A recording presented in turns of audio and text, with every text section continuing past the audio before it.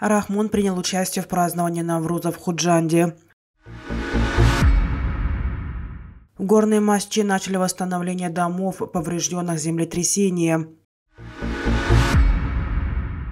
Прокурор запросил для экс-судьи из Бабаджон-Гафуровского района 9 лет лишения свободы.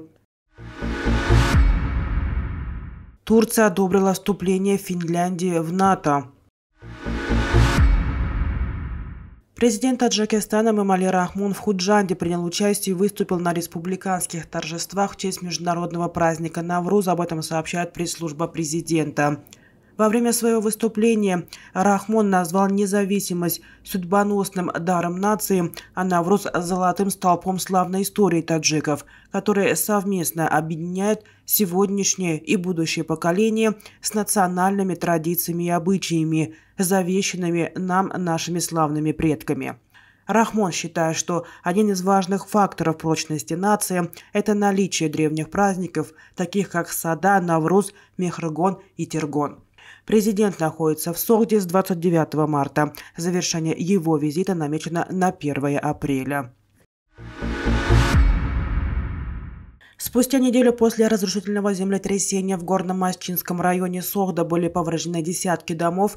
Началось восстановление поврежденных домов методом Хашара. В районе продолжает прибывать помощь из городов и районов страны и отдельных учреждений.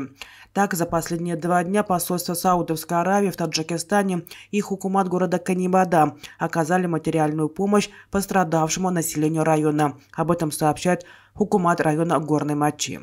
Помощь пострадавшим жителям доставили 28 марта лично посол Саудовской Аравии в Таджикистане Валид Абдурахман Ар-Рушайдон. Хукумат Горно-Мачинского района сообщает, что в селе Полдорог пострадавшим семьям уже предоставлены строительные материалы, и они приступили к восстановлению своих домов.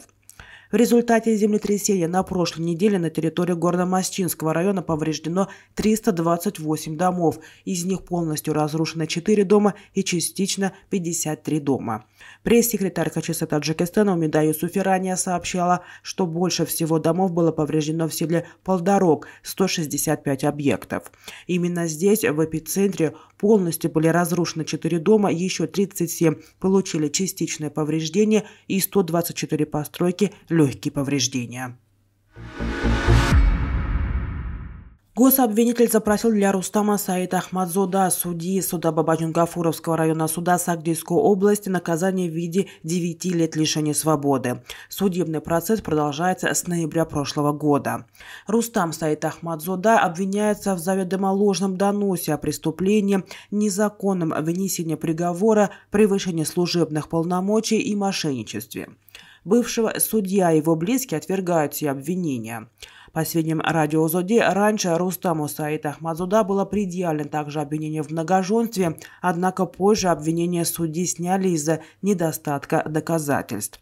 Источники сообщили, что Рустама Саида Ахмадзода обвинили в заведомо ложном доносе после его письма президенту Таджикистана Эмомали Рахмону. Рустам Саид Ахмадзода обвиняется также в том, что вынесенные им приговоры были отменены вышестоящими судебными органами. Только за 1 год Сагдийский областной суд отменил 11 приговоров, вынесенных судом Бабаджон-Гафуровского района под председательством Рустама Саида Ахмадзода.